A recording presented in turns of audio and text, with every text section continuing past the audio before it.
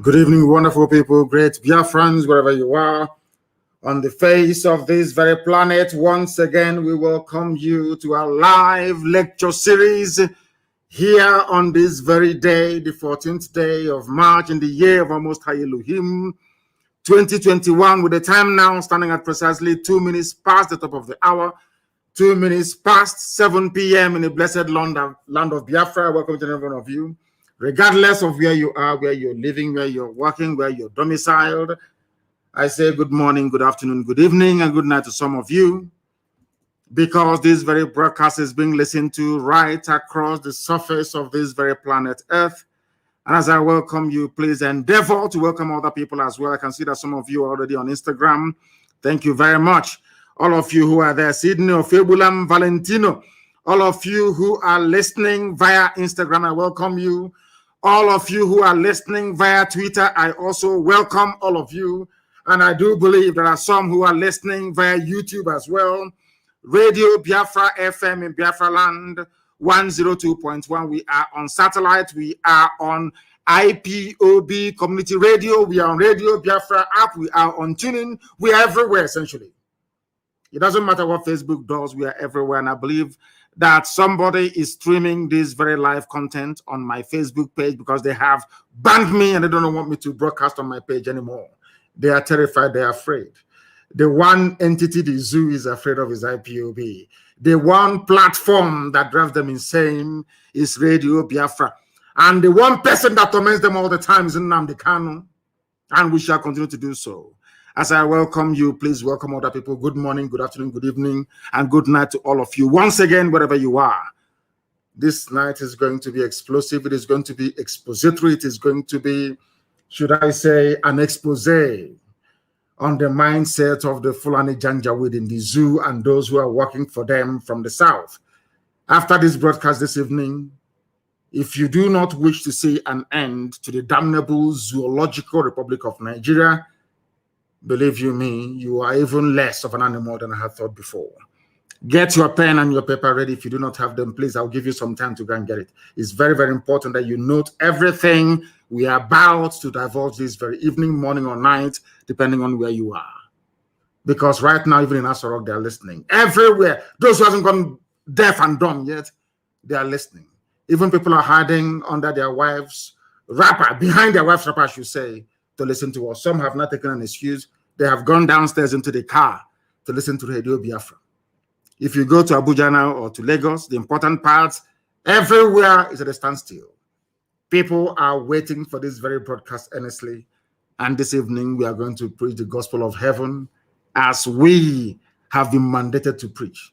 Chukwu Kikabiyama is with us. And that is why no matter what our enemies does, Biafra must definitely come.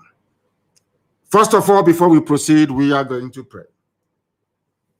But before we do so, I must announce who I am. I am Mazi Nnamdi Kanu, the leader of the largest mass movement on the face of this very planet Earth, indigenous people of Biafra, IPOB. Bar none, the very best, the very finest collection of men and women, fighting for the liberation of the kingdom of heaven that is due to be birthed on this very earth. We have come to do the work of the Most High Elohim. That is why, as always, this very glorious movement, this very IPOB is here to stay. So also is Eastern Security Network. I lead IPOB. I am the director of Radio Biafra and Biafra Television. And by the very special grace of God Almighty in heaven, Elohim, Adonai El Shaddai, a servant of the wonderful people of Biafra.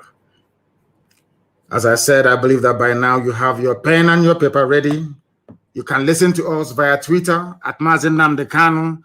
You can listen to us via Instagram at Mazi Nnamdi Kanu _ the one at the bottom, official, at Mazi Nnamdi Kanu official. I believe that those who administer my page will also be able to circulate that very link. In fact, post the link for my Instagram and also the one for Twitter, so that should Facebook mess up, people can go there to listen. I know that some of you are listening, of course, via IPOB Community Radio. Before I proceed, we are going to pray. And as always, I am going to pray in the oldest language known to man, the language of heaven. This very language, the angels that surround the throne of grace of the Almighty in heaven are bowing down and singing praises to him in Igbo language. And that is the language that I'll use to pray this evening.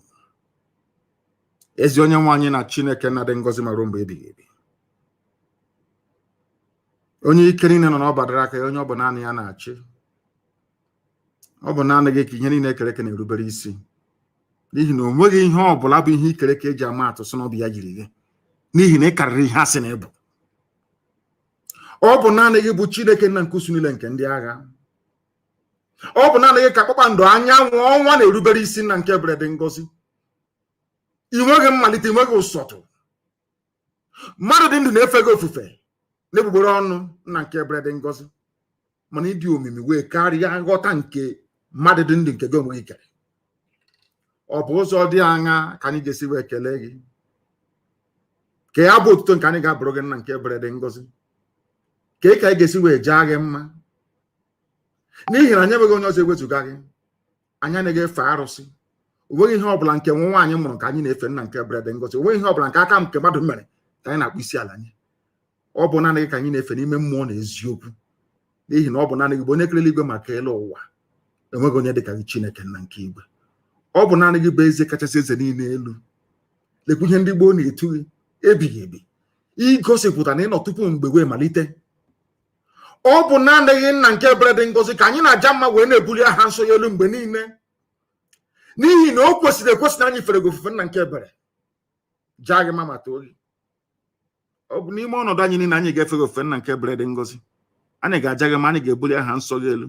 N'ihi na ọ bụ naanị gị bụ Chineke nna nke usu niile nke ndị agha. Ma lekwa okike gị nna nke ebere dị ngọzi. Lekwa ụmụ gị bụ Biafra ka m na-eche gị n'iru n'abalị IPOB n'ụwa niile, ndị ezi omume ụmụ Chineke. Chetakwa na ihe niile nke anyị na-eme nna nke ebere dị ngọzi, ozi nke anyị na-agbasa onye ime eluigwe bụ n'ihi aha nsọ gị. Marakwala anyị bụ anụkpa ahụ. Ofu ụbọchị ihe niile ikere eke ga-agabiga, mana okwu nsọ nke gị na-adịde ma ruo mgbe ebighị ebi. Ọ bụrụ na ọ ga-amasị gị na ala nsọ nke gị bụ Biafra nna nke ebere kwere n'ihi mmehie nke anyị onwe anyị mere nna nke igwe, ka ị ga-eji wee gbakọta anyị azụ wee hapụ ka ndị iro wee memile anyị ndị a na-ebighị ugwu nna nke ebere dị ngọzi. Ọ bụ n'aka gị ka ọ nọ nna nke igwe. Ọ bụ naanị gị mere ọnụ wee kwuo na Biafra ga-abịarịrị na ndụ na-abụghị n'ọnwụ. Nke a bụ okwu ọgba ndụ nke i kwuru n'isi Eze ebube dị ngọzi. N'ihi na i kwuru sị ọ kakwa mma na eluigwe n'ụwa bịa na isi njedebe kama na okwu nsọ nke gị agaghị ere. Ọ bụ n'okwu nsọ gị a na nkwa nke ikwu anyị ka gbakwasịrị okwu wee na-akpọku aha nsọ gị n'abalị a, n'ụtụtụ, n'ehihie, n'ụwa niile okirikiri, wee na-asị gị onye dị nsọ ma ruo mgbe ebighị ebi, bịa ka iwe eze anyị ekpere. Bịakwa ka ude nke anyị na-asụ nakwa nke anyị na-ebe metụta gị n'obi, n'ihi na ọ bụ naanị gị bụ Chineke nna nke pụrụ m ihe niile. Lekwa ka ụmụ mmadụ ndị ekwensu, ndị ekwuru, ụmụ ọchịchịrị si wee gbakọ ebe niile wee na-agba izuzu ka emegide ala eze gị n'elu ụwa bụ Biafra. Ị ga-ekwe ka ihe dị etu a wee mee? Ị ga-ekwe ka ndị iro wee chi aha nsọ gị ọchị? N'ihi na agaghị achị m ọchị, ọgwụ ụmụaka a ga-achị ọchị. Ọ bụkwa ọgwụ Chineke nna ka a ga-achị ọchị. A ga-asị ka ebe Chukwu okike abịa manụ. Ndị a ụmụ ya na-akpọku ya mgbe niile ka ebe ọ nọ ọ naghị aza ha ekpere. Ọ bụ aha nsọ gị ka a ga-akọtọ. Mana ọ bụ naanị gị bụ onye masịrị ihe niile. Ọ bụ na ọ gbadara aka gị ka anyị nọ nna nke ebere dị ngọzi wee na-arịọ gị n'isi IPOB n'ụwa niile, ndị nche State Security Network, ụmụ gị ebe niile ha nọ n'ụwa niile nna nke ebere dị ngọzi, ezinụlọ agbụrụ bụ Biafra nna nke igwe, biko nye anyị amamihe ma nye anyị ezi nghọta, nye anyị ezi echiche, nye anyị amamihe nke pụrụ iche dịka isi wee kwa anyị na nkwa na ị ga-enye anyị, ka ọ ga-abụ dịkpeta asị na Biafra ga-abịa. Anyị ga-aja gị mma wee too gị, bulie aha nsọ gị elu ka ụwa niile wee mara n'ezie n'ezire mụ Biafra bụ ụmụ Chineke. Ka ọgbọ niile nke ga-abịa wee sị na ọ bụ Chineke nna nke pụrụ m ihe niile nyere ha Biafra na ọ bụghị mmadụ dị ndụ. Anyị wee na-asị n'uto na asọpụrụ na eji ama ga-adịrị sọsọ aha nsọ gị site n'ebe ikpere onye ebuka na-arịọ gị ise. I prayed in the language of heaven, asụsụ eluigwe, asụsụ ndị mmụọ ozi, ọbasi bi n'igwe, My people in Akwa Ibom and Cross River, they say Abasi. My brethren in Ijoland, they say Tamono. All glory belongs to thee. Our people from Ishekiri, they will say Orise. We call him Olisa Binigwe. The same thing, the same family. Indivisible under God Almighty in heaven. Now we are going to preach this very gospel as mandated by heaven. Because heaven will give us message we give to the living. If you don't have a pen and paper ready with you this evening, then you will not learn anything at all. This broadcast this evening goes out to all the efulefus of this world, those who believe foolishly, I should say, and idiotically believe in one Nigeria. Those who, out of self-hate and deprecation, jettisoned everything that made them humans and instead subscribed to an identity given to them by foreigners, by Europeans. I want all of you to pay very close attention to this very broadcast this evening. Omahi Nwike, Obiano, Hope Uzodimba, all these people, Ifulefus, I want you to pay attention to what I have to say. All those in Abuja and in Lagos, foolishly spending the best years of their lives in another man's land. This is also for you this evening. You have heard this clip before, some of you 1,000 times over. But this evening, we want to bring a fresh meaning and perspective into what this very Janjaweed said very many years ago, before now. Before Biafra, Ojuku's Biafra, I should say, and now before the Biafra of IPOB. What this man had to say predates the 1966 coup. What this man had to say predates all the difficulties and problems that have bedeviled the Zoological Republic till date. I want you to understand something this evening. I want to prove to the whole world, because I know that the British, those that run the zoo, the British High Commissioner, Katuna Lang, is a woman, a white woman. US ambassador, all the diplomats, they are listening, because anytime we broadcast, the whole world comes to a standstill. They all listen. They are listening this evening. And I will encourage them to also bring their pen and their paper ready, please. I want to prove beyond every conceivable doubt that Fulani is the problem of Nigeria. Fulani started the problem of Nigeria from day one. Over the years, they toned down their rhetoric. They moderated their behavior. Now they have come into battle with AK-47 and their Nama, their cows. You have listened to this clip 1 billion times over.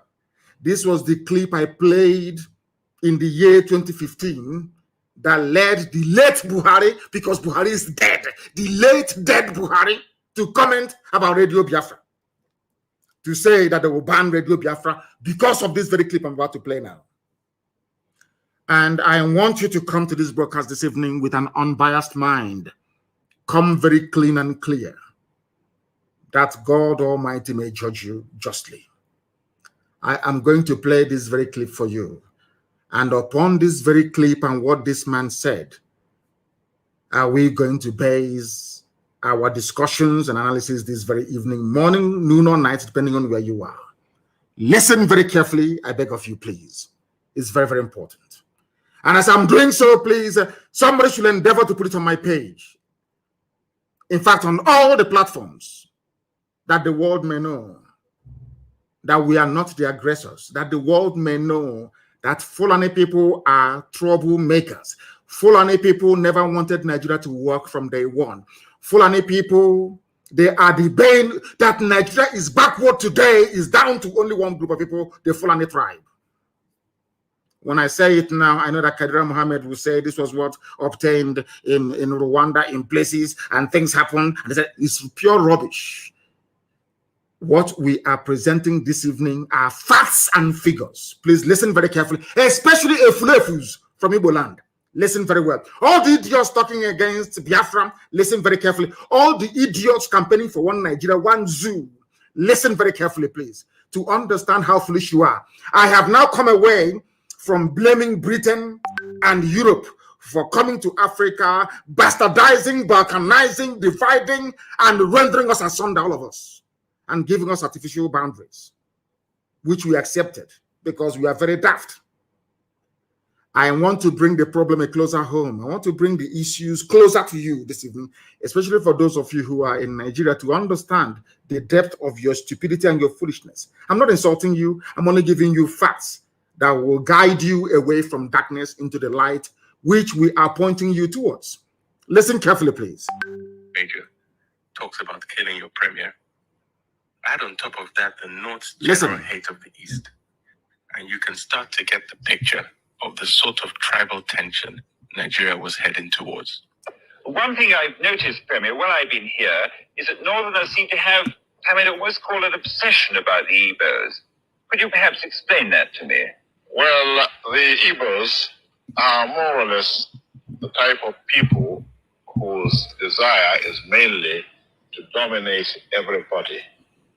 If they go to a village, to a town, they want to monopolize everything in that area.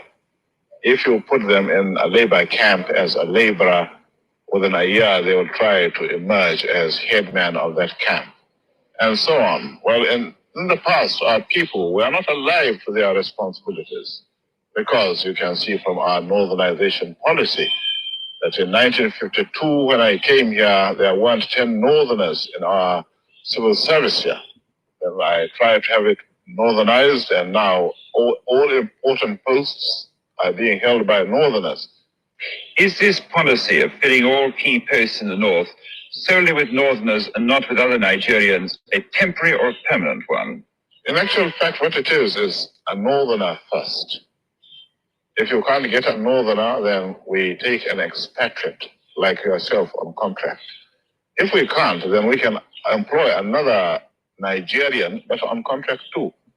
This is going to be permanent, I should say, as far as I can foresee, because it would be rather dangerous to see the number of boys who are now turning from all our learning institutions coming out with having no work to do. I'm sure whichever government of the day might be, it will feel rather embarrassed, and it might even lead to bloodshed. Doesn't this damage the idea, sir, of all people in all regions in Nigeria being fellow citizens of one country? Well, it might, but you are, new to our region, but how many northerners are employed in the east or in the west? The answer is no. And if there are, there may be 10 laborers employed only.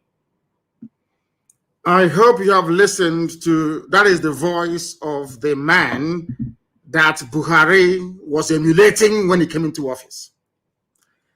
Buhari was following the footsteps of this very man you've listened to now. He was the Sadwana of Sokoto, the leader of the Northern Nigeria People's Congress. He was the leader of the North. Anytime you have a Janjaweed say their founding fathers, they were referring to this very man. You just heard his voice now. He was interviewed, should I say, rather bizarrely, independently, so to speak, by a BBC journalist. I believe that was in the late 50s to early 60s. These are the people responsible, so we are told, for bringing the so-called, should I say, flag independence to Nigeria. Anytime you hear, be it the Senate president or anybody from the northern part of the zoo, talk about their founding fathers, they were talking about this man. And this man was asked a question by a white man. The interviewer is a white man working for the BBC. They asked this black man, this very baboon in a zoo, his name is Sir Ahmad Bello. He was knighted by the Queen of England, Queen Elizabeth. Understand this very clearly. That is why I said it is better for you to bring your pen and paper this evening. Even if you don't come to lectures again without a pen and paper, it's better for this evening. You must have one. Very, very critical, please. This man, alongside Awolowo and Azikiwe, and to an extent, Tafawa Balewa, they were responsible, so to speak, for forging the new Nigeria that Britain had created. It was in 1960, after independence. And he was asked a simple question, a very simple question. Why do you hate Igbo people so much? These are Fulani people. I want Okezibaso, I want Hope Uzodema, I want all of them to, I want Wike, I want them to pay attention this evening. I want Ohanes and Ndioshi, George Obioso, pay very particular attention, because what this man said in late 50s and early 1960s is still prevalent today in our lives. And I'm going to prove it to you this evening, one after the other. The man asked him, in other words, this is where I get upset with Katuna Lang and the so-called British mission in Nigeria. Britain is aware, because this is a BBC journalist interviewing a Fulani leader. When there was no strife, there was no war, there was no problem, when they were planning and creating their useless one Nigeria, please pay attention, please. Pay attention, please, to understand how foolish we came, to understand how foolish to understand how foolish anybody talking about one Nigeria. I want to prove to you tonight, heaven is my witness, that the person is a fool, especially if you're a Biafran. They asked this man, and when they talk about Igbos in those days, they're talking about everybody from the East. In fact, to an extent, even including the West. These are the people they claim that created one Nigeria for us. These are the people they call their founding fathers. That is why after this broadcast this evening, I do not think that Nigeria can ever be the same again. They asked him, why do you hate the Igbos? At the time that this question was being asked, there was no Fulani headsman problem, no banditry, no insurgency. There was no problem. There was euphoria all over the world that the largest black nation had emerged. That they call Nigeria. And this is one of the leaders, one of the leading lights of that very period of history of Africa, so to speak. And what he started with was hatred for Biafrans. In other words, for a BBC journalist to ask Ahmadu Bello, why is it that Fulani people are obsessed with hatred for Igbo people? What I'm telling you that didn't happen yesterday. Please, I don't want you to, do not misquote me or misunderstand me. This happened many, many years ago as Nigeria was being formed. They asked him, why do you hate Igbo people so much? Not only that, the man asked him, why do you have an obsession? Is a type of madness. In other words, BBC of all people, BBC and by extension the British government knew from day one that Fulani had an obsession against Igbo people and will kill them. That will. They knew it. Everybody knew it. But Azikiwe decided to keep quiet about it. The same thing that Igbo governors, Eastern governors, Biafran leaders are doing today. That is why we are in the mess we are in. Because this is the person who founded, co-founder of the new Nigeria that Britain had created. He is the Fulani leader. It was because of the death of this man that we lost 5 million people between 67 to 70. It was because of the death of this man that Gowon declared war on Biafran people. It was because of the death of this man, that was why Aburi never stood. The agreement reached between Ojukwu and Gowon never stood a chance of working because the Fulanis were hell-bent on avenging the death of this man. I'm going to play his voice once again, and I want people to please try and determine for themselves if by killing this man, Nzogu had done anything wrong. It was Nzogu that killed him because Nzogu was a Nigerianist. Nzogu was a patriot. Nzogu felt that what this man, I want to let the world understand what led to the war and why Britain said that Nigeria must go to war against Biafra. You must pay attention this evening. I'm begging you. I'm going to play his voice again. Before he started, somebody, I provided an intro, kind of a voiceover for you to understand. So that what is happening today with Fulani Janjaweedism, banditry, the hatred, the fact that when this regime of Buhari came in 2015, their plan was a northernization agenda.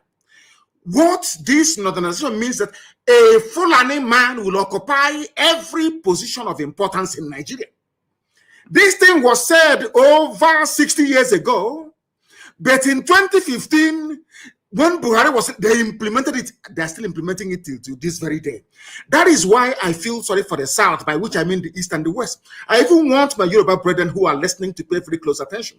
I want them to understand the mess everybody's in the South. I want them to begin to appreciate the level of trickery, the level of takia, the level of deception the Fulanis are willing to deploy in order to conquer you, both spiritually and physically. Because as at the time this man said this very thing, when they say I hate Fulani, I don't hate anybody. It was Fulani that hated me first. They did not just hate me first. They have consistently hated me. Are you listening to me? Now I'm going to play it again. Listen to the intro and you listen to the voice of the man they claim created Nigeria. And you will understand from what he's saying, it is what APC is implementing today. APC, Fulani Party. Fulani Party of bandits and terrorists. That's what they said, northernization agenda. The North first. And some of you may be wondering, why is it that Fulani has this hatred for Igbo people? I want Hopo Sodema to pay very close attention. I want Ohanes Ndiara and Ndioshi to pay attention. I want every Efulefu to listen very carefully. You may be wondering, why is it for no reason we were not at war in late 50s and early 60s? Nothing was wrong. We did nothing to Fulani. A Fulani leader, the leader of the Fulani people, the leader of the entire North, came out to say, we hate Igbo people.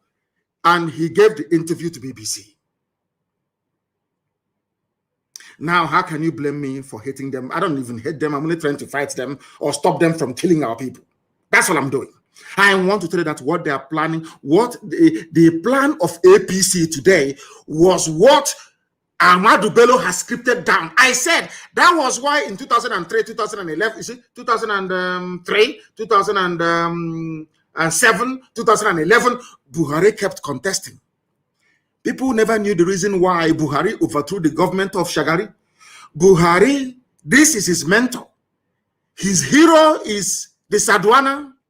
If you listen to him when he was alive, if any of you paid any attention to what Buhari was saying, Buhari kept saying that they killed Sadwana, That's his hero.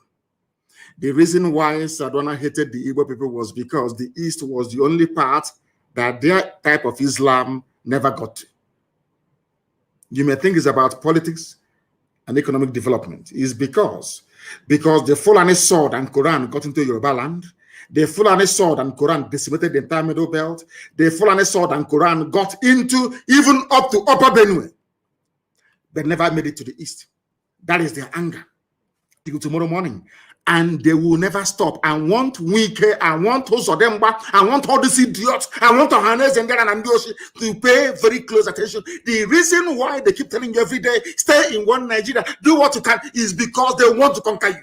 It's their job, it's in their bone marrow, it's in their DNA. This is a man who is a nationalist. The most painful thing is that Britain knew about all these things, but they kept quiet. Britain never said anything. Britain kept quiet. I want to play it for you again. This is the leader of the Fulani people. I want to tell you that the hatred they are pouring out today, the reason why Buhari can form a government and there is no Igbo man in it, the reason why they can be doing all the nonsense they're doing, customs or not, EFCC, not is because it is a grand plan. And I want you to compare and contrast the behavior of Fulani politicians with that of the idiots from your village in the South. Do you see how the Fulanis laid down a template? Not just a template of political domination, but a template of complete and total annihilation of every indigenous ethnic group in Nigeria. What APC is carrying out today was laid down before even 1960. They have been pursuing that same agenda year in, year out.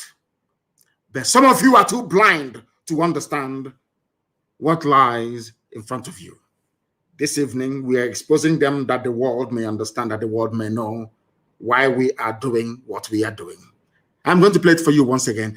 Please pay very close attention. And this time around, I'm going to interrupt.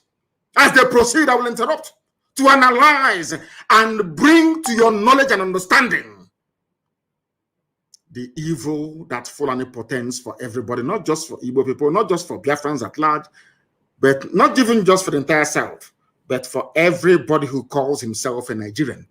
Because as at the time that this man said this, uttered these very, should I say, vengeful words or insightful words, Nigeria was not at war. There was euphoria everywhere. Independence is around the corner. They're about to take over everywhere. Black people are about to rule black land. That was done it for it. This is the man that they refer to as their founding father. This is the leader of Boko Haram. This is the leader of Fulani bandits. This is the leader of Fulani headsmen. This is the leader of every terror group that has ever emerged. He is the spiritual leader. He's dead, of course. His death was what caused the war because Britain wanted vengeance. Britain knew that Fulani hated Igbo people because Britain hated Igbo people. Britain hates Biafra with a passion. Pure raw hatred. Raw hatred is the same hatred that the Fulanis have. You cannot explain it. Why Britain hates Biafra is beyond me. We are Anglicans, though. We are Christians, though, for your information. We attend Anglican church. We are Christians in the main. England is supposed to be a Christian nation, but their hatred for Biafra is immense. And isn't it very ironic? The only part of the zoo called Nigeria that is entirely, or should I say, homogeneous Christian, no Islam. That is the people that Britain hates most of all. And every Sunday like today, every Anglican church in Biafra land have contributed their money. Very soon they will ship it all the way to Canterbury. Are you following what I'm saying? I want you to listen once again, please, to understand those who are the fermenters of trouble in Nigeria. I want to prove to the world tonight that Fulani people are the originators of every problem in Nigeria. It was because of this statement and the statement that this man made at Sandhurst. That was why Nzogu killed him. Not because of any hatred for Fulani. And tell me why such a person should be parading himself as a Nigerian. In fact, even the journalist asked him, but shouldn't Nigerians be free to live anywhere they like? He said no. He said no. And tomorrow morning you sing, I pledge to Nigeria, my country. Do you see why I call Nigerians fools and animals? This is the reason why. Because they can reason very well. I don't understand the reason why somebody should be proud of a country where those they claim shaped it are against a particular group of people. Because Islam did not get there. Because they did not conquer us. Let me play for you again. Major. Listen. Talks about killing your premier. Add on top of that the North's general hate of the East. And the North hates the East. Ask yourself why. They love Yorubas a little bit because that's why they said we are Yoruba forest, we're not leaving, we're not going anywhere. That's what Mietiala said, a terrorist group. That now and again they go to Asorok and they collect their own share of the money. They buy more weapons, they charter private jets, they fly in the weapons, and they're in our forests, killing us every day. I want people to understand what I'm saying tonight is very, very important. Why is it that the North hates the East? What is this hatred for an Igbo man? I'm asking. Because we are hardworking, because we are blessed, because Elohim is with us, because anywhere we go to, we bring light and we bring blessing of God upon that very place. Is that why you hate us? For no reason. Britain is aware, EU is aware, US is aware. Everybody knows. Now, why do you want us to stay in a land brimming with such hatred for a particular group of people? that led to the death of 5 million of those people. We are the only people in the world, only Biafrans are the only people in the world having suffered the level of genocide we were subjected to, or should I say Holocaust. And we are still in that same country that killed us. Only us. No other people. Nowhere else in the world. That is why we must change our thinking. That is why the likes of idiots like Wike and those of them, all these idiots who must reason tonight. After I think Wike has been listening to our broadcast now. He's changing Oyibo names, white man's name in Iguacha to more local names. That's the they're all listening. I think he went to Waterlands and changed it to something else. It's no longer Waterlands. He was asking them, why are you answering white man's name? If he was sincere, he should have gone a step further to say, Port Harcourt is a white man's name. The name is Iguacha. Maybe someday, sometime in the new Biafra, we shall get there. I want you to listen once again to what this animal has to say. I call Ahmadu Bello an animal, because only an animal can speak this very way. His hatred is not for white people. No, not at all. In fact, he said that I will give jobs to people that colonized you and subjugated you. He said, no, don't worry, I'll give jobs to you more before I can give it to an Igbo man. Are you following what I'm saying? I will give jobs to a white person. This is Africa. Your so-called Africa, one Africa. Let Africa be united one. These are the idiots that made it impossible for Africa to unite. And he's a nationalist. We are told he's a founding father. According to Fulani Janjaweed, he is the founding father. I want you to pay attention tonight, for goodness sake. Listen. Start to get the picture of the sort of tribal tension Nigeria was heading towards. Tribal tension before 1960. So what is happening today has been there from the beginning. And I'm asking people, you have suffered this mess for nearly 60 years. The same tribal tension for 60 years. When is Nigeria going to get better? I'm asking. When will this tribal tension stop? The fact of the matter is that it can never stop. Never, ever, ever, because the hatred is deep-rooted. It's in their system. They cannot help it because we have not conquered the East. That's what they're saying. We have not dipped our Quran in the Atlantic Ocean that flows on the coastal lands of the East. We must take them, and that's what they're doing. Do you understand them now? All of you that believe in one Nigeria, do you begin to see that what you did was merely to dig your own graves? You have dug your graves. I'm telling you. That's what you have done. Look at the mindset of the people that you are in the same country with.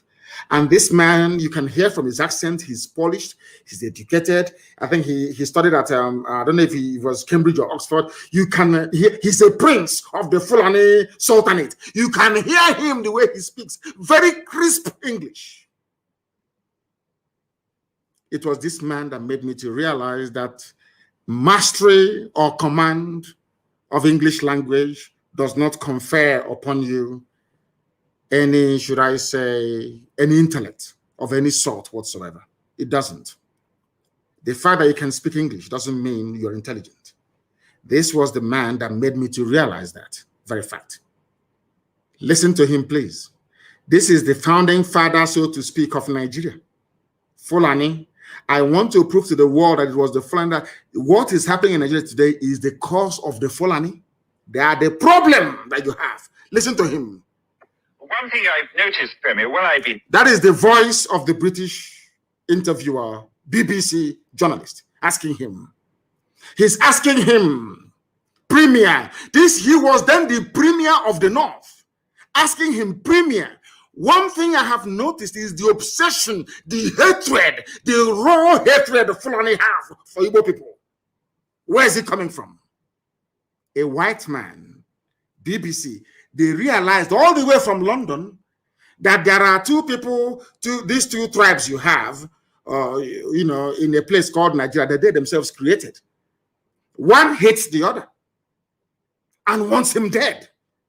Yet you're talking about one Nigeria.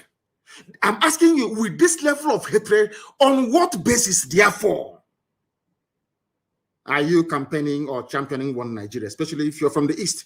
On what basis, I ask you? How? Please explain to me. On what basis? Let us hear the journalist and the question that he had to ask. Listen. Here is that Northerners seem to have, I mean, what's called an obsession about the Igbos. Northerners have an obsession about the Igbos till tomorrow morning. That is why we are told that Ahmed Lawan, now the president of their so-called Zoo Senate, went to Imo State and was saying everybody should come and join APC. This is their plan from the beginning to conquer us from the beginning. Conquest! But unfortunately, a typical Igbo idiot in Abuja or Lagos cannot seem to realize this. The handwriting is there on the wall. They cannot seem to realize what is going on. A white man all the way from Europe is asking a black baboon in Africa, why do you hate your fellow black man? The man said, I will give you a job as a white man. The same white man that we are struggling to become independent from. The same white man that killed us, put us in jail and everything. And that is the man that is the hero of Fulani. Do you understand it now? Do you now see why the zoo must fall? Do you see why Nigeria cannot stand? Do you see why anybody championing one Nigeria is an absolute and total idiot? A fool beyond the fool. Do you now understand why we say so all the time? Listen, please. Could you perhaps explain that? Explain to us why you hate us. The Igbos are more or less the type of people whose desire is mainly to dominate everybody. In what way? I want to answer the Fulani Janjaweed. This was, I want you to understand. I want to also let you people know this evening or morning or night, depending on where you are, the reason why I said anybody calling himself a Niger Delta or South suffer from the same mentality, the same idiocy. Do you see where they got the nonsense from that Igbos are domineering? And in a short while, I will ask this man to tell us in what way, or should I say ways, are Igbos domineering? Because if you go now to some parts of Cross River or Akwa Ibom, or I should say before, not now, not anymore, and Bayelsa or Delta, and ask them, they say, we don't want to be dominated by an Igbo man, especially his own brothers and sisters. Echoing the same sentiment of a Fulani Janjaweed that hates them. Because when this man was talking about the Igbo people, he was talking about everybody from the East, and sometimes from the West as well. Listen carefully. One Nigerian is, listen, those that believe in one Nigeria, let's build a future. This is their template. It can never change because they are Janjaweed. They follow their leader, whatever their leader does, whatever. If the leader says to them, oh, go and kill people, they'll go and kill. This is Fulani Janjaweedism. This is the man that the late dead Buhari was following in the footsteps. Now, listen. Igbos, they asked him, why do you hate Igbo people? He said, because they are domineering. The same thing they said about the Jews all over Europe. Just because they're successful, because God blessed them. That is all, that nothing more. I hate Jews. Why? I don't know, but I hate them. Why do you hate them? They took over the banking system. Okay, because they are doing something that you cannot do. The same thing about Igbo people in the zoo called Nigeria. By Igbo, I mean the whole of Biafra in Nigeria. I want our people to pay attention tonight so that their brain can be cleansed properly. They asked him, a white man asked him, why do you hate Igbo people? Asking a Fulani man, I want Fulani to know that you brought the hate to me. You are the original haters of other people. You have no right to complain. You people are the original haters. You started the hatred before anybody else. Listen to what he has to say. Igbos are domineering. Now we want to find out how did Igbo people go to Sokoto and take over Sokoto? Is an Igbo man the Sultan of Sokoto? Is an Igbo man the Emir of Kanu? Is an Igbo man the Emir of Gwandu? Please tell us, how did they dominate you? If they go to a village, to a town, they want to monopolize everything in that area. They want to monopolize everything. As I told you, these are congenital liars. Fulani are liars. They are liars and deceivers. And I feel sorry for some of you in the zoo. Some of you that allowed Fulani to deceive you. They can't deceive me. They can never deceive me. They asked the premier he's the premier, the political head of the North. He said, why do you hate Igbo people? They are domineering. How? Any village they go to, They want to dominate everything. Now I want to ask him, Igbos were everywhere in the north. Is an Igbo man an emir in the north from before his time till today? But he said they want to dominate. What he meant to say is that God blessed them because there is something about Biafran people that the Fulanis can see that incidentally, Efulefus cannot see in themselves. This man understands one very simple fact, that the Biafran people are like the Jews of Africa, as Henry Kissinger said and wrote in his memo to President Nixon, that he believes that Biafrans, especially Igbos, are the wandering Jews of Africa. Henry Kissinger said it, wrote it in a memo. Go and check. Go to the Library of Congress in America and go and check. I'm not going to give it to you. Some of you are very lazy. You cannot read. You cannot do any research. Go and research it yourself. You say that. How are they dominating you? They are dominating me by coming into my town and developing it. They are coming into my town and teaching our children how to read and write properly. They are opening businesses. They are successful. That is how you dominate them. Are you listening to me? So because Britain is the largest inward investor into the USA, that means that Britain is not dominating USA. Or in the late 80s and early 90s, when Japanese people and businessmen were the highest investors in the USA with Toyota, Nissan factory and everything else, that means that Japan is now dominating USA. Do you see how they reason? Do you see why I call them Janjaweed? Do you see why their brain, do you see why I cannot be in the same country with these people? With this level of hatred. Why do you hate me? Okay, because I am successful at business and economics. That's all. And because of that, I should be killed. Efulefus, are you listening? I want to prove to all the Efulefus that the hatred today in the zoo was brought about by Fulani Janjaweedism. Listen carefully, please. If you put them in a labor camp as a laborer, within a year they will try to emerge as headman. If you put them in a labor camp, if you take Igbo people in those days, Biafrans, I mean, anywhere they are, you put them in a labor camp. That's what he's saying. They will emerge as the headman. Why are they emerging? Is it not the same way that Joseph emerged in Egypt, in the house of Pharaoh, from nothing, to show that the blessing of God is upon these people? You cannot suppress. There's a saying where we come. You see the moon, your hand cannot cover it. It's blessing. It is called blessing. It is not domination. It's blessing from God. And that blessing is for the whole of Africa. Not just even for Nigeria. It's for the whole of Africa. The blessing that Biafra brings to the table is for the whole of the black world, wherever you have any black person residing. You cannot stop it. Nobody can stop it. That blessing from God, that is why a white man can see a Biafran laborer and say there is something in this man. Because of that, I'm going to make him the head man or the foreman of this company. Because the blessing of God is upon that man. The same way it is upon Israel. You cannot, he says, a blessing from Elu. You can't take it away. Instead of people to see this blessing, what they see is they are coming to dominate me. Do you understand it now? Zoological Republic. Are you following me this evening? I thought it's a very special broadcast. I want the world to understand. Because I know the US ambassador is listening, the UK High Commission, all of them are listening. I want to know it was Fulani that brought in hatred into Nigeria. Fulani, no other person, Fulani. This is their master speaking. This is their progenitor speaking. Over 60 years ago. And all those things he said over 60 years ago are still prevalent today in the damnable Zoological Republic of Nigeria. Why do you hate them? They dominate. How are they dominating?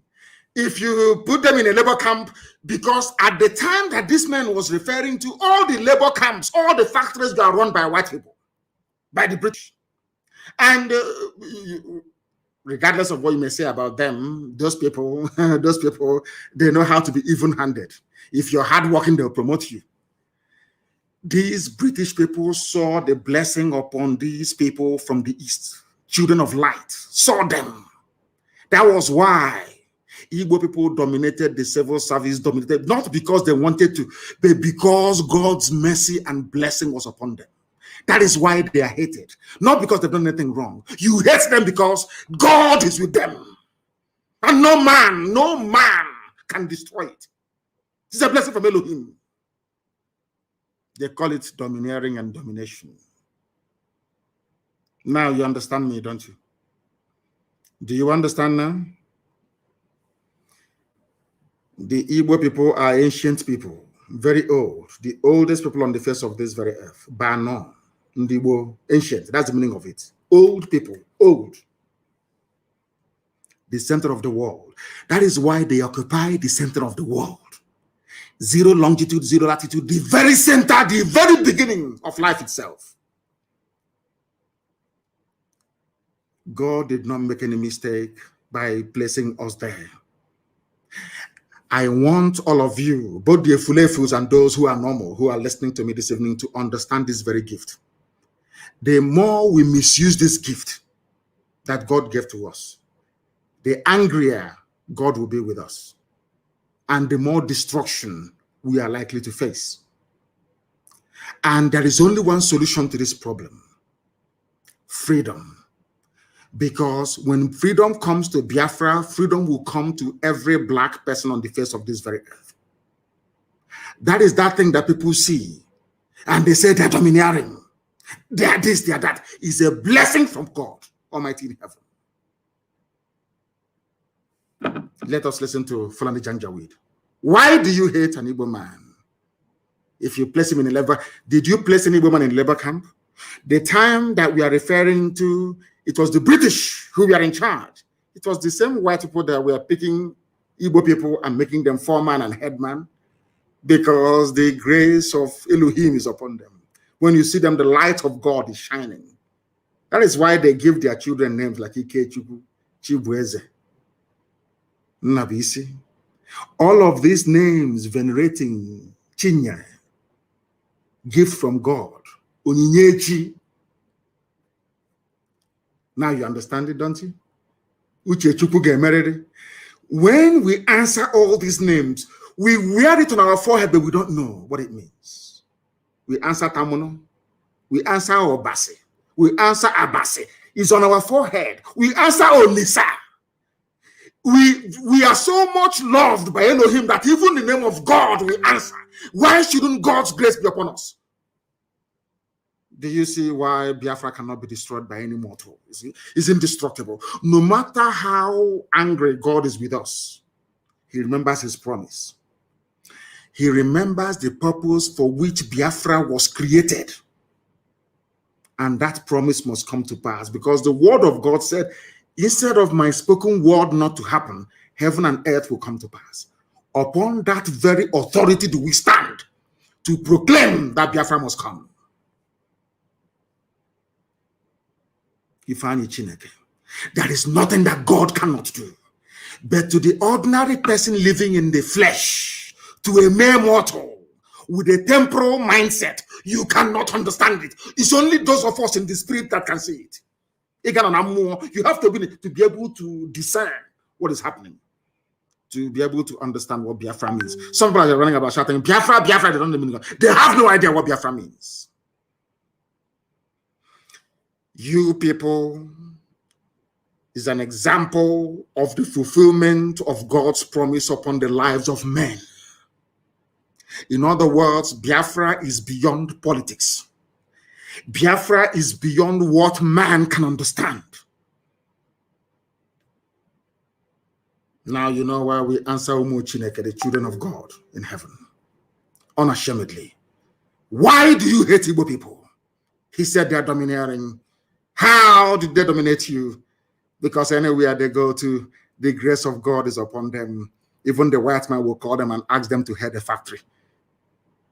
And then their brothers will come and they even receive more blessing, and they become millionaires and they become billionaires in a land far removed from their own, because the grace of God is with them.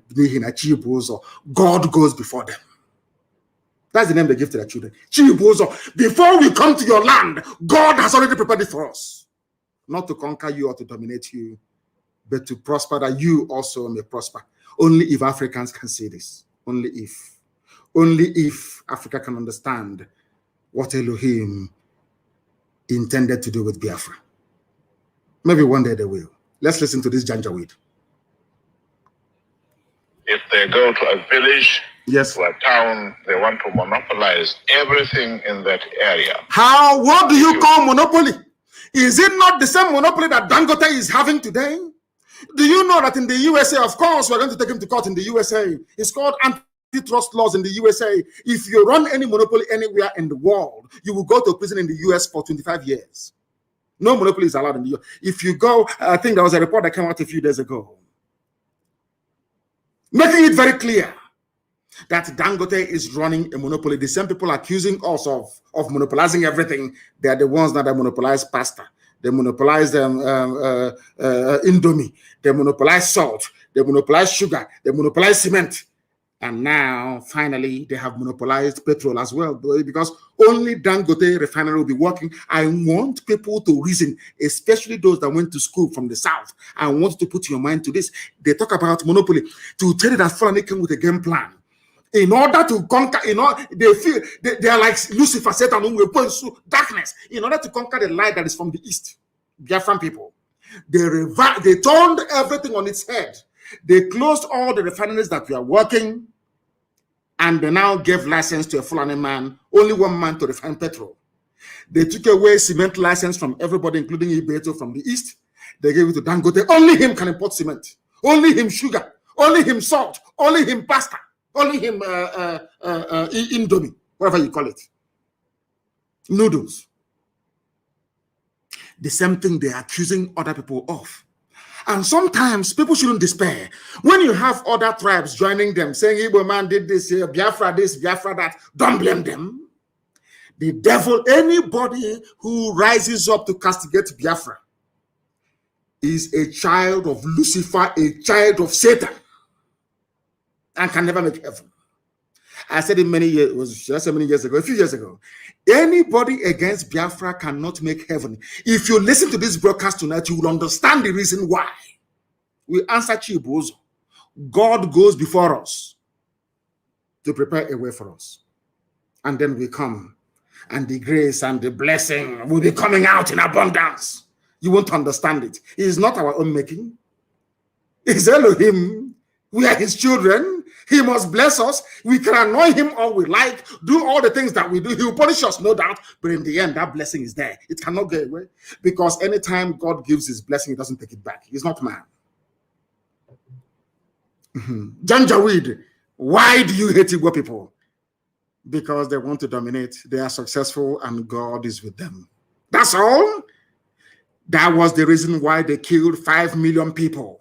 And today, we are still talking about Biafra. Because Biafra is the promise of the Most High in heaven. Listen. Put them in a labor camp yes. as a laborer.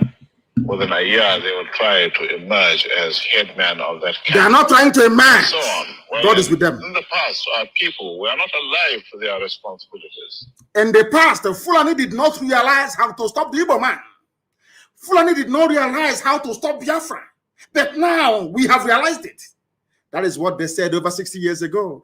That is what they're still doing today. You must pay attention, please. Because you can see from our northernization policy that in 1952, when they now have a northernization policy. I'm going to this thing is talking about happened in the late 50s, even before independence. Listen carefully. In the late 50s, before independence, that same thing is happening today. In a short while, I will show you how. It is called a Fulanization agenda, more like. All those years that Buhari was crying for losing elections, it was because he was saying that what their progenitor is saying, they wanted to finish this job of jihad by stealth, started by a descendant of Othman Danfodio. You are listening to the voice of the Sadwana of Sokoto. He should have been the Sultan of Sokoto, but because he was into politics, they gave him a special title, the Sadwana of Sokoto, and shipped him to Kaduna, where he was reigning, where he was the king. Now listen carefully.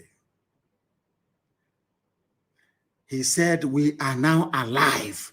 This was the man that wanted to continue what his great-grandfather started. His great-grandfather is Othman Danfodio. He's a prince. That was why when they came into Delta, when they came into what is it again? Into Delta, I want to remember what is wrong? Is it old age or what? I keep forgetting things these days. Opanam. When they got to Opanam, in Zogu's village, they killed every male child in Opanam, almost. Only those outside survived. Because this is a prince of the Sultanate. This is a prince of the Fulani Emirate. This is a direct descendant of Othman Danfodio, the man that defeated Hausa people and took their land. This is his great-great-grandson. You are listening to his voice. Othman Danfodio, that's the great-grandson. No, great-great-grand, I think it's 3 generations or thereabout before him. Either the great-great-grandson or the great-grandson, one of those. And an Igbo man killed him. That is their anger. But who wouldn't kill this idiot after listening to him? He sounds like a bandit. The banditry and terrorism is them. You can hear him. He sounds like a bandit. Like a bandit. Nzogwe from Opanam in Igbo land. In Anyama. It was that man that killed him because Nzogwe said, what you're saying, sir, is anti-Nigeria. That's all. That's why he was killed. I said, they killed all of our people. Look at how you reason. Do you see the reason why anybody fighting for one Nigeria is bound to end in misery and failure? Do you understand it now? Do you now understand it? Listen once again, please. Came here, there weren't 10 northerners in our civil service here. And I tried to have it northernized, and now all important posts are being held by northerners. All important posts are being held by northerners. This happened in late 50s in the north. Now Buhari in 21st century, or those ruling in his name because the idiot is dead, are now doing the same thing at a federal level. Northernization agenda, more like Fulanization agenda. He said every important position is now held by northerners. And in a short while, I'll read through all the lists. Even today in 2021, every important position is held by a Fulani northerner. Do you see how they play their own game? But a Fulefu can never understand it. An ordinary Fulefu can never understand it. Let's listen. Policy of filling all key posts in the north solely with northerners and not with other Nigerians, a temporary or permanent one? In actual fact, what it is a northerner first. Northerner first. If you can't get a northerner, then If you cannot get a northerner, we hire a white man like yourself. He's about to say, if we cannot get a northerner, we hire a white, not a fellow black man, not a fellow African, not Africa, let's unite. When I hear people saying Africa, let's unite, you see I laugh at them?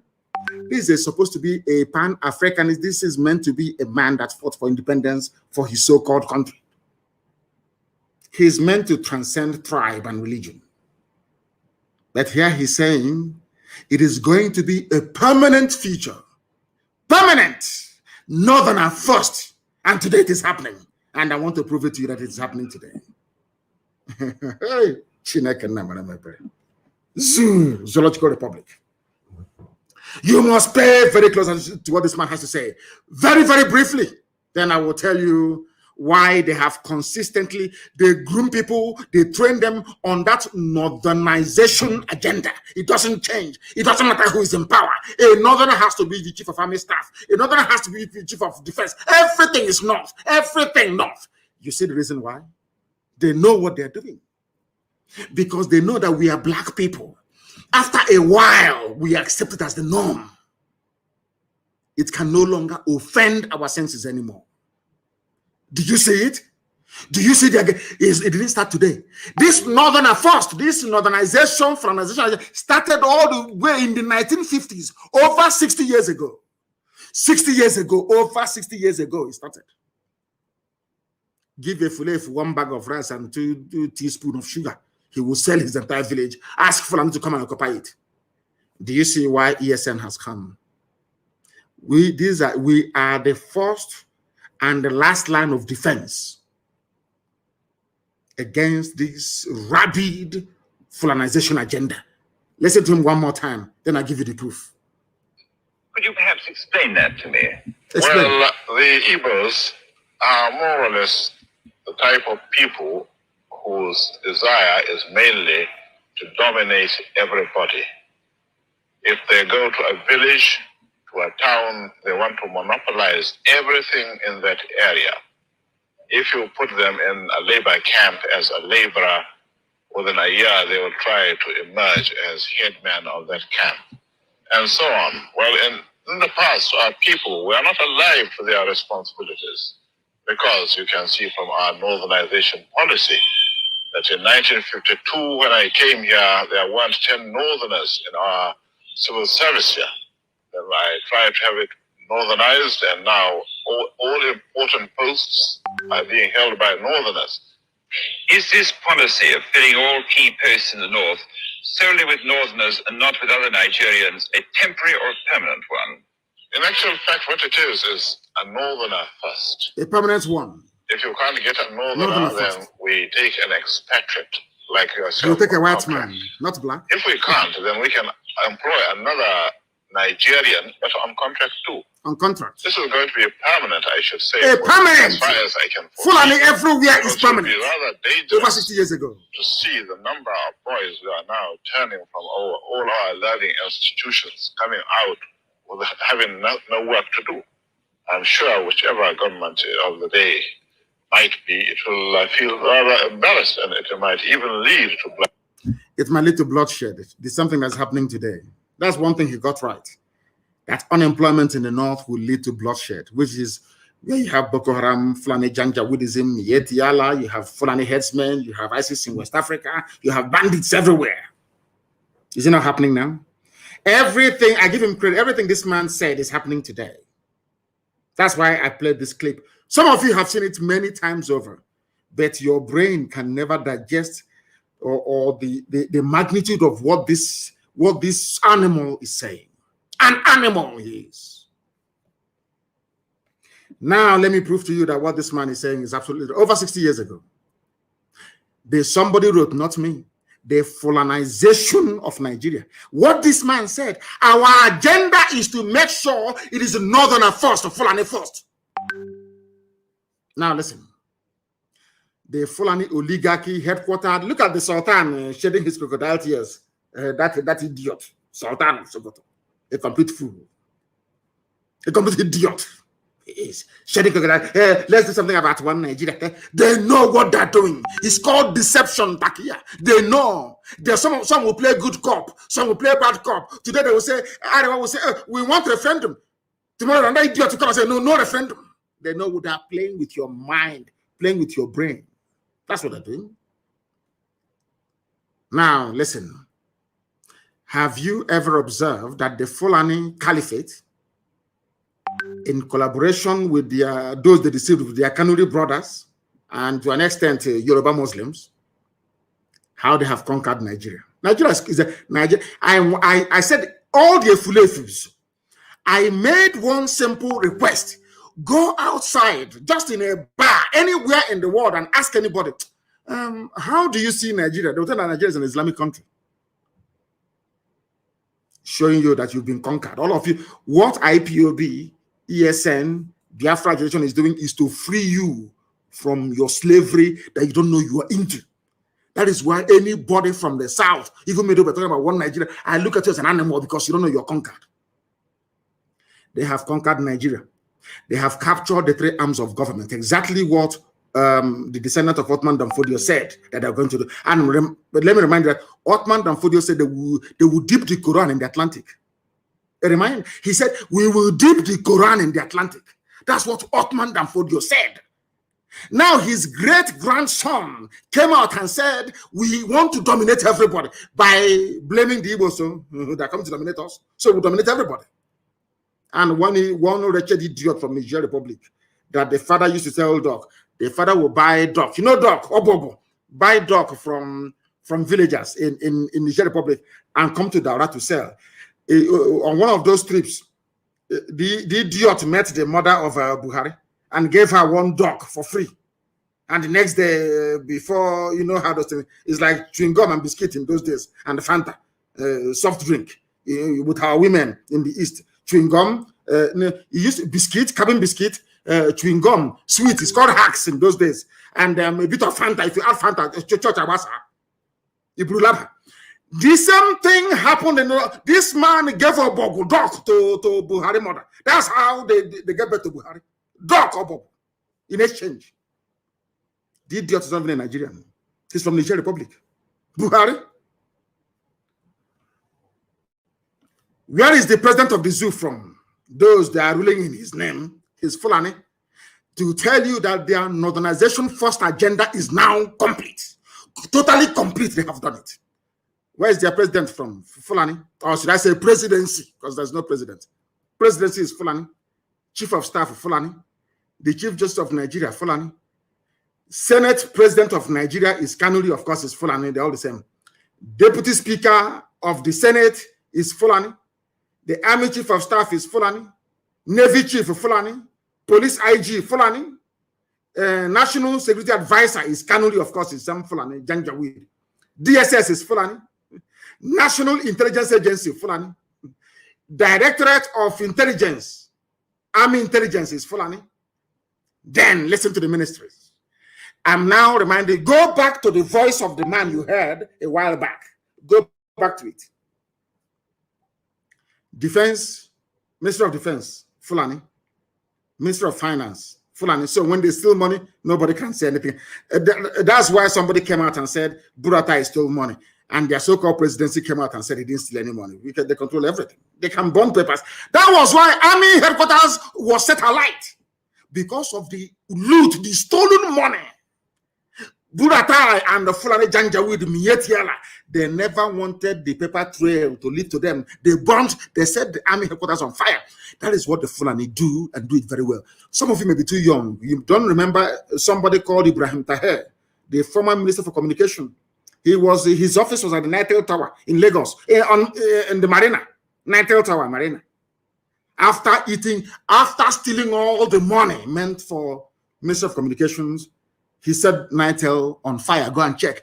That is how you know that Fulani have looted money. They set the building alight. Go and check. They set alight the Federal Inland Revenue Service in Abuja when they stole money from there. Now, Buratai as well set fire to Army headquarters in Abuja. Is it very clear to you now how they roll? Zoological Republic. That is the reason why they need to put their people everywhere. Because for them to put Hope Uzodinma in power, they had to make sure that the Fulani man is the Chief Justice of Nigeria. Do you understand the trick? It's very simple. To make sure that they get their man as Ohaneze, President General, they need somebody they control in Imo State. You know, that they may be driving cattle up and down, but Britain is advising them very well. And they are listening. Are you following me? To put Hope Uzodinma there, the Minister of Justice, Onogen, was pursued, chased away from office in Abuja, chased away by Mieti Allah. And they put Otanko, Eroplenton, a man that read Sharia law, Chief Justice of a secular nation. That is why I think that Nigerians are mad. Believe you me, Nigerians are insane. Their brain is not correct. Somebody that studied Sharia law is the head of the judicial system of the secular nation. Unbelievable. Unbelievable. Federal Capital Territory, Fulani. Agriculture, Fulani. Police Affairs, Fulani. Aviation, Fulani. We need to sing song with this now. Those who play music. Aviation, Fulani. Communication, Fulani. Power, Fulani. Water resources, Fulani. Humanity. Everything is Fulani. All the 19 northern governors are Fulani except Benue, Plateau, Taraba, and Kogi. Every northern, apart from 4, the rest are all Fulani. And they are visitors, they are migrants, they are not indigenous to the place. Because Fulani have a game plan. From the word go, their game plan is to dominate and subjugate you. Dominate and subjugate. They are the ones who are the thieves. But they are busy pointing at people. Hey, EFCC, Whereas Fulani, nobody steals more than Fulani does. They are kleptomaniacs. They are real highway robbers. After robbing, they point at somebody else. Oh, no, look at him. Look at he's on investigation. And I asked Fulani, who stole more than what a Fulani man stole, Omar Diko? Omar Diko, when money had value, stole over £5 billion in a mobile bank and ran to England. True or false? Who stole more than Abacha? Who stole more than Buhari when he was alive? The missing suitcases, have you forgotten? All of you, have you forgotten? Do you know why Aisha Buhari cannot travel to USA? I went to USA. But the Fulani that claim that Nnamdi Kanu is a terrorist, they cannot travel to USA. They cannot. El-Rufai cannot go to the US. Has it ever occurred to any of you before to ask, why is it that Aisha cannot go to the US? They claim they are clean. They claim they are pure. Some idiots said there cannot be any looting under Buhari. Buhari is dead. All of you are criminals. Buhari was a criminal himself. How? You ask. Buhari, why is it that your wife Aisha, instead of hiding in America where Imelda Marcos was also hiding another looter like herself, why is she hiding in the UAE, in Arab country? Because Aisha Buhari was implicated in a fraud perpetrated by Halliburton, a US oil-based company. True or false? Was Aisha not indicted in America for stealing? How about Atiku Abubakar, Fulani? Can he go to the US? Of course, it was a RNG visit the other time. How much did Atiku Abubakar steal? He was a rogue, a certified criminal. Fulani are the ones looting the zoo. When they cannot loot unofficially, they loot officially through Dangote, who is a money launderer. He's not a businessman, he's a money launderer. Who doesn't know he's a money launderer? Papa Sanjo knows. All of you keep quiet. Because you're in the zoo. Because your brain cells are not working. People who came from Senegambia with their cattle came into your land and deceived all of you from the north. All of you! Shame on all of you! Deceived all of you. Today, all the 19 governors of the north, only 4 are not Fulani, the rest are all Fulani. And they are not indigenous to the place. Sometimes they're not even up to 40,000 Fulani in a state, and they take it over. Because you people are stupid. You are very, very foolish. Very, very foolish. It is that foolishness that you hope Uzadema, we care and also idiots are promoting in the East. They don't know the consequences. By the time the consequences of what they are doing will dawn on us, they are all dead. We are all dead. Our children will be taken over. As they have taken over the north. As they have taken over the north.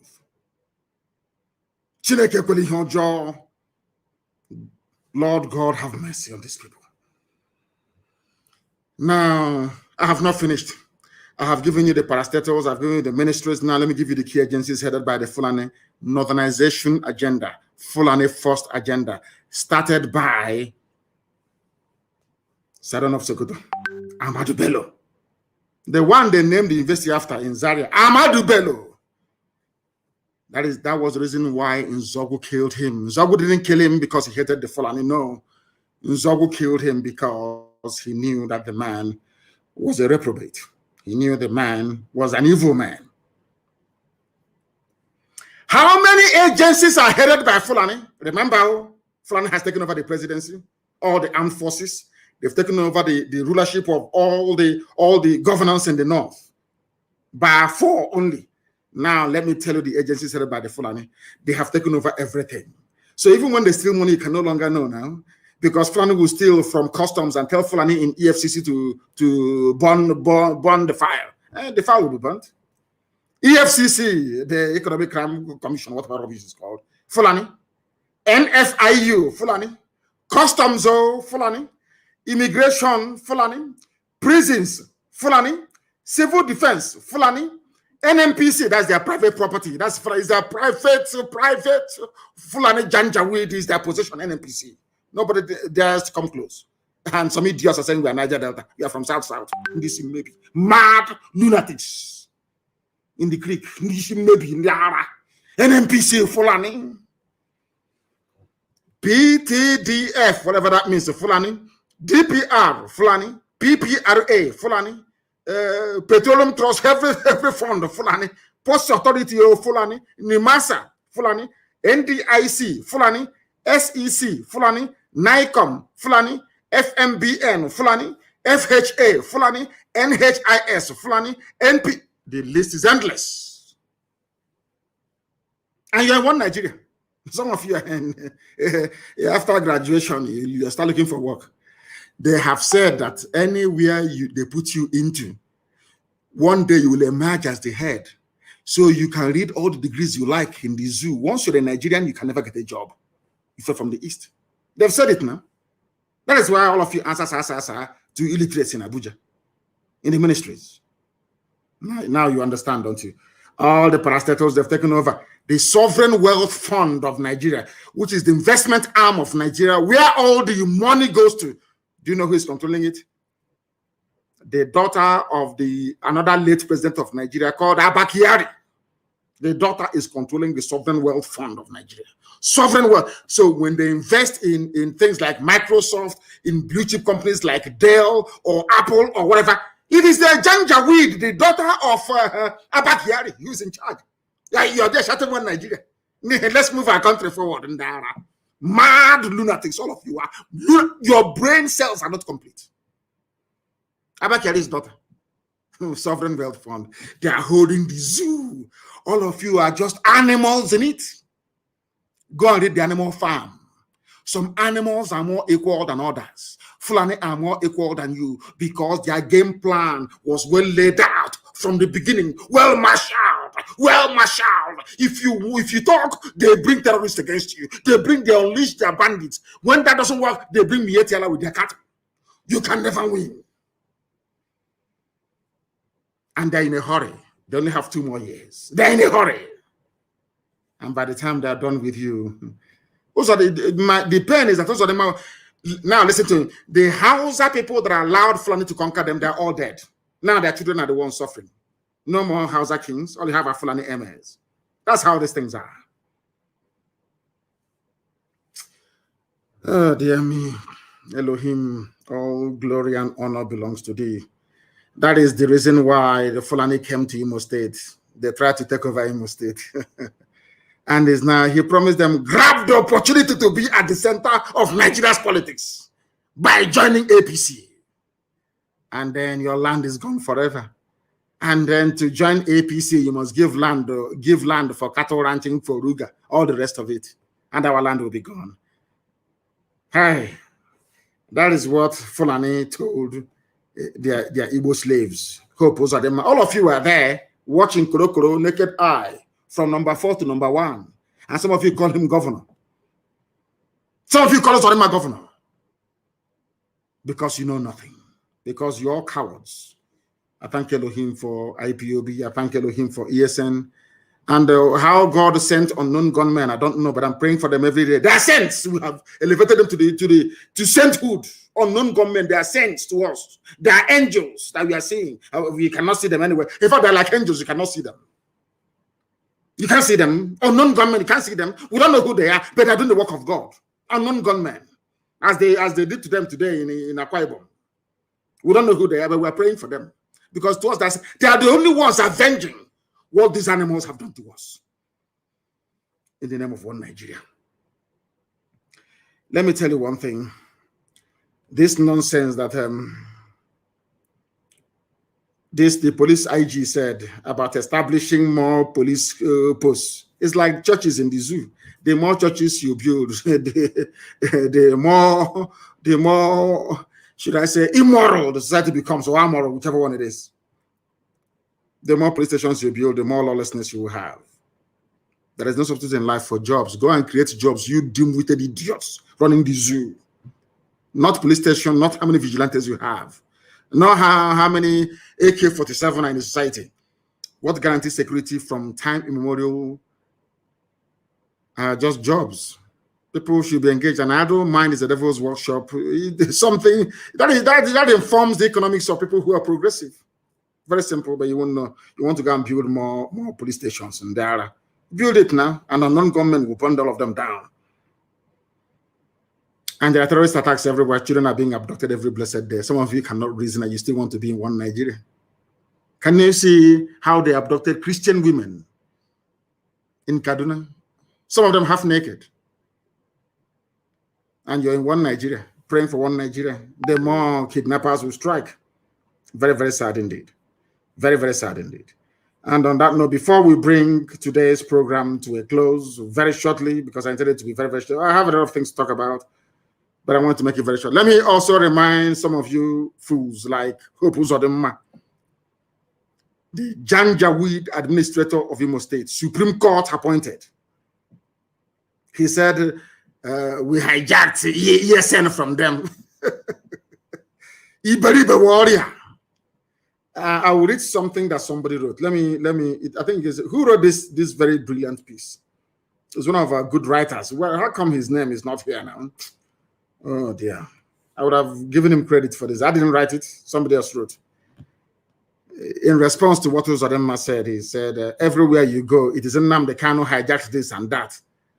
Let me add that one day BBC, they will accuse me and say I have hijacked BBC as well. Those idiots that work for the colonial masters. They said those of them said Eastern governors, I hijacked ESN from them when they never got together to form any security outfit anywhere. Umahi was saying only 5-6 days ago that the thought of East-wide security network is dead. That's what they said. And let me remind you, of them, Eastern Security Network is everywhere across the entire East, in Akwa Ibom, in Cross River, in Bayelsa. We have ESN everywhere. It's not an Igbo affair. I know some of you say it's a Igbo. You can keep deceiving yourself. That's your business. Because they know that ESN is formidable. Everybody wants to identify with the beautiful bride, ESN. Because ESN is doing something that the zoo army cannot do, the zoo police cannot do. Your eyes see what they're doing. Dedicated men and women, costing us a fortune, and rightfully so. Do people wonder where we get the money to support ESN from? Do you know where we get the money from? You don't know. Have we ever come to you before for money to support ESN? That's what's driving them mad. That these people they said can never be united, they don't love themselves, are the same people behind IPOB, the same people behind ESN, funding it every day. You know, they are shocked. We have not come to them to beg them to give us money to fund ESN. Talking rubbish all the time. I think he's on drugs. Or maybe that he forgot his boxer shorts in a hotel somewhere in the north. So he's talking like an idiot. You don't keep him silly here. Or he's talking rubbish. Actually, because he's like a woman. And I didn't area left that right and center. Idiot wearing pampers, talking rubbish. Don't you wear pampers? Your fellow men destroyed you in hotels in the north. Because you want to be governor.